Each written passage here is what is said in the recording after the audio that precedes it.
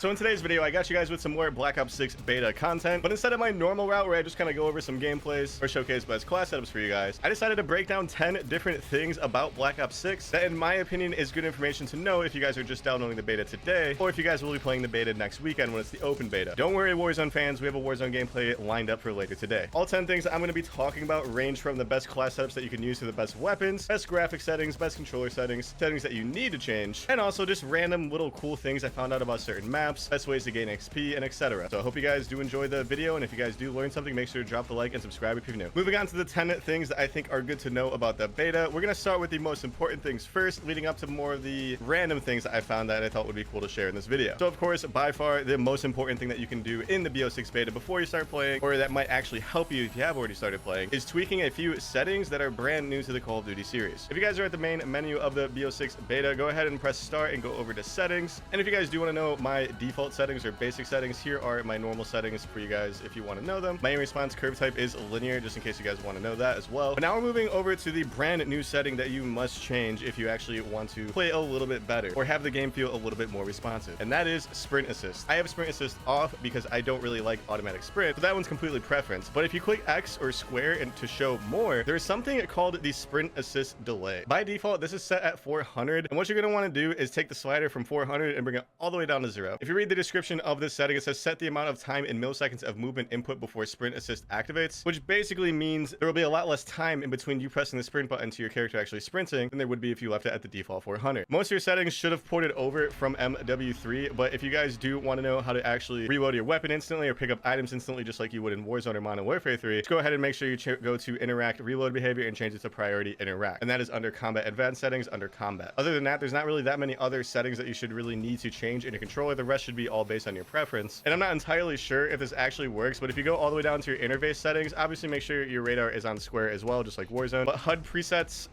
you can definitely change these to whatever you want. I don't really know if they actually work entirely. I think some of them may be bugged, but they are different, and it's, you know, something that is a preference as well. Moving on to number 3 of the top 10 important things I think you should know about the beta is the best weapons to use. This one is not really that hard to figure out. I'm sure you guys have already noticed it. We're seeing a lot of other creators talk about this weapon, but the best weapon you can use by far is the Jackal PDW. If you guys are looking at the screen right now, this is the setup that I use personally. And fun fact, if you didn't know, there's not a single con to using any attachment. So when you go to the suppressors and you want to put on suppressor, you get the pro of not having your red dot show up on the minimap, but there's no cons like slower ADS speed or less recoil or anything like that. Of course, with the Jackal PDW being the best overall weapon and the best SMG in the game, some of you guys are AR mains. And what I found to be the best long-range weapon is the AK-74. Now, if you bring this weapon all the way up to level 14, you unlock a very specific attachment that makes it way better. And that attachment is the rapid fire. You put this bad boy on, the weapon shoots a little bit faster, thus making the TTK a little bit quicker as well. And honestly, it absolutely lasers. If you guys are an AR main, here's the setup on screen for you guys right now. Again, you just have to get it to level 14 to be able to actually use it with the rapid fire attachment. Other than those two guns, you're going to kind of see yourself at a disadvantage if you use any of the other weapons in the beta right now. And again, a lot of this information only retains to the beta because I guarantee before the game actually comes out, we will see a heavy nerf to the Jackal PDW. Now that we got the best weapons out of the way, I wanted to talk about the best perks that you can use to fit your playstyle. And also I wanted to discuss some changes that they made to the perk system, especially with the ability to add a specialty and perk greed. If you guys look on screen right now, these are the perks that I use: assassin, dexterity, double time, and then if you use the perk greed wildcard, I like to use gung ho. All these perks combined give you incredibly better mobility, allows you to reload while attack sprinting, double time gives you more attack sprint overall, and assassin just has a really cool name. Most of these perks are pretty recognizable. We've seen them in a lot of Call of Duties, but this new specialty thing, if you guys don't understand how it works, in order to get the specialty ability to apply to your loadout, you need to use the same 3 colored perks across the board. So for example, if you look in perk 1 category, there's assassin and bruiser that are red. Perk 2 category has dexterity and gung ho. Perk 3 has double time or bankroll. If you use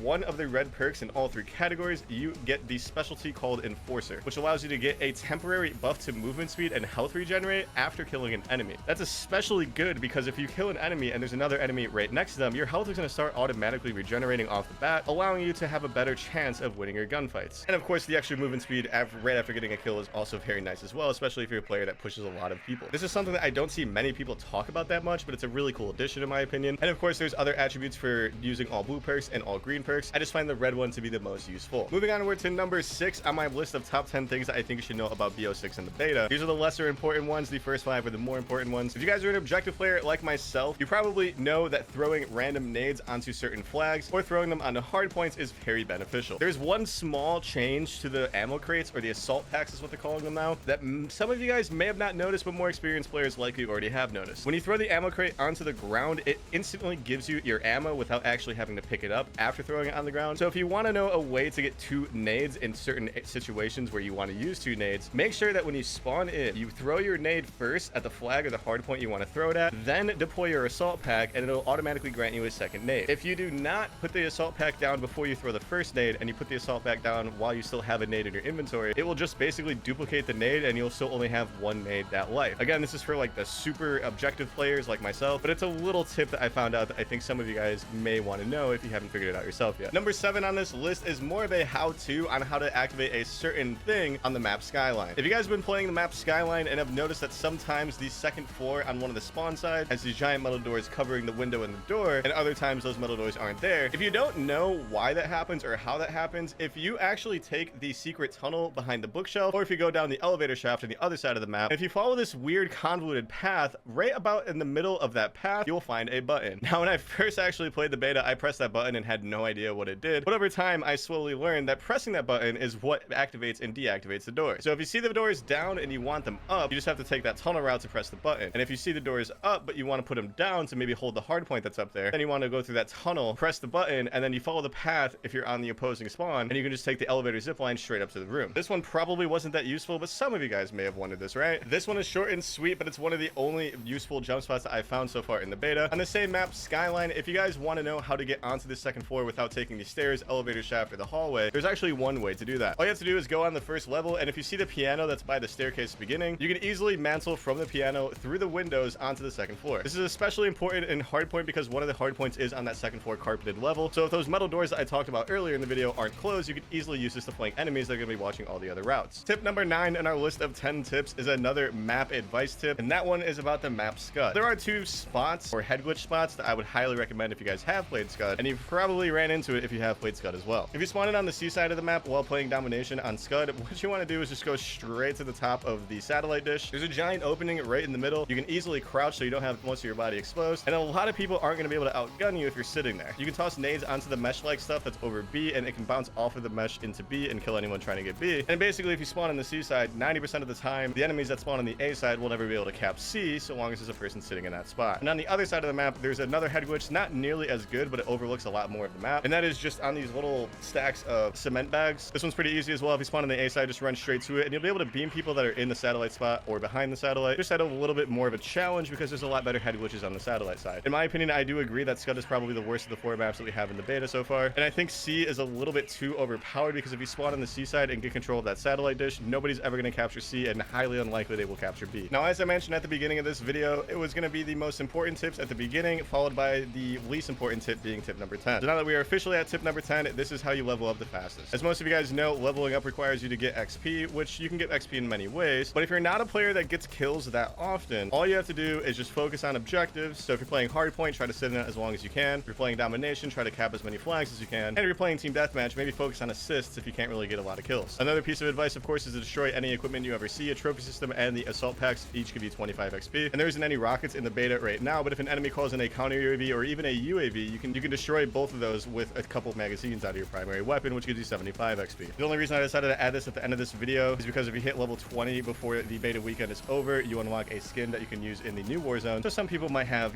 questions about that. I know this one was really generic. And that basically wraps up my 10 tips or pieces of advice that I would give to anybody starting the beta. I don't really do videos like this that often, so if you guys made it all the way to the end, make sure to comment on what I could do to improve videos like this, or if you just want to see more videos like this in the future, comment that as well. Thank you guys for watching the video.